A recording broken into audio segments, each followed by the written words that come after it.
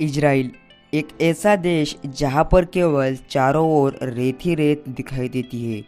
बहुत ही कम पानी और ना ही उपजाऊ जमीन, मगर फिर भी एग्रीकल्चर सेक्टर में भारत से दो गुना आगे। इसका कारण है वहाँ पर बहुत ही निरनिराले ढंग से खेती की जाती है। तो चलिए देखते हैं इजराइल की एक ऐसी ही तकनीक जिसे देख आपका भी सिर चकरा जाएगा। अगर मैं आपसे कहूँ कि खेती के लिए कौन सी चीज़ें आवश्यक है, तो आप लोग कहोगे उपजाऊ मिट्टी, पानी और पोषक वातावरण। और मैं आपसे कहूँ अगर ये तीनों भी चीज़ें ना हो तो क्या फिर भी हम खेती कर सकते हैं? तो इसका जवाब है जी हाँ। तो फिर चलिए देखते हैं ऐसी तकनीक जिसे इस्तेमाल करके इजराइल गेहूँ, धान के साथ साथ सब्जियों भी उगाता है। इसका नाम है वर्टिकल फार्मिंग, यानी सीधे सीधे बात की जाए तो ये फार्मिंग दीवार पर की जाती है। इजराइल की कंपनी ग्रीनवॉल के संस्थापक पायोनियर गाई बार्नेस ने इस टेक्निक को इन्वेंट किया है। ग्रीनवॉल के संस्थापक पायोनियर बार्नेस ने ही इसे वर्टिकल फार्मिंग का नाम दिया है। इस तकनीक में बड़ी बड़ी बिल्डिंग के दीवारों पर चावल, मक्का और गेहूँ और अन्य प्रकार की सब्जियां का भी उत्पादन लिया जाता है। कंपनी के अनुसार इस नए टेक्निक से दीवार की दोनों ओर वर्टिकल गार्डनिंग बनाया जा सकता है।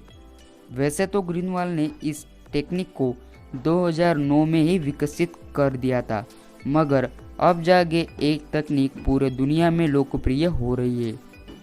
इस तकनीक के दो बहुत ही ज़्यादा प्रॉफिट हम लोगों को देखने को मिलते हैं। एक, बहुत ही कम जगह में खेती होती है और इस तकनीक से पर्यावरण नुकसान नहीं होता। जमीन की कमी ने दिया आइडिया। दरअसल इजराइल में ज़मीन की खासी कमी है और खेती करने लायक ज़मीन तो ना के बराबर है। ऐसे में वहाँ के कंपनियों ने बहुत सारा इन्वेंशन किया और आखिर में ग्रीनवॉल के संस्थापक पायोनियर बार्नेस ने खेती के लिए वर्टिकल फार्मिंग का रास्ता उस देश के किसानों के लिए खोल दिया। दीवार बने खेत। वर्टिकल फार्मिंग की तकनीक में कई तरह से समाधान ला दिया है। अब यहाँ के लोग घरों की छतों पर खेती करते हैं। वही कई लोग इसके ज़रिए अपने घर की दीवार को सजावट के तौर पर इस्तेमाल करते हैं, जिससे यहाँ की दीवारें एक तरीके से खेती बन गई है।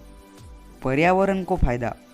वर्टिकल फार्मिंग तकनीक से पर्यावरण को भी बहुत फ़ायदा होता है। इसके ज़रिए शहरी इलाकों में काफ़ी हरियाली नज़र आती है।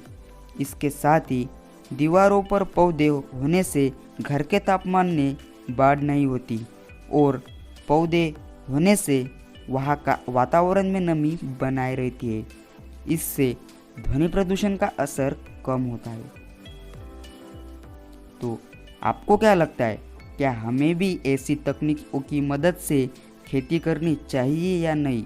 हमें कमेंट करके ज़रूर बताइए और वीडियो को ज़्यादा से ज़्यादा किसान भाइयों तक शेयर करें, जिससे उन्हें भी पता चले कि आखिर विदेशों में खेती कैसी की जाती है।